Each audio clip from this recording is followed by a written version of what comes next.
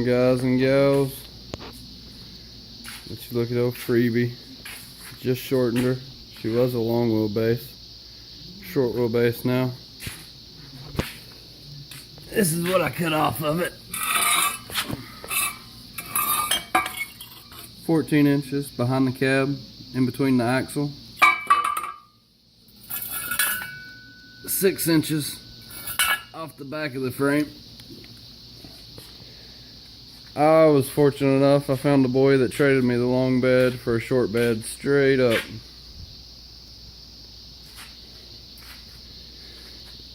Frame's doubling as a workbench at the moment, slash storage for baby stuff. This is Freebie's current condition. Work in progress, little at a time.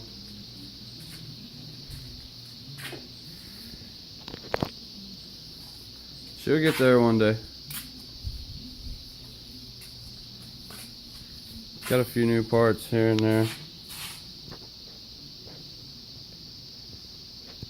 Just gotta spend the money now. Y'all have a good day, guys.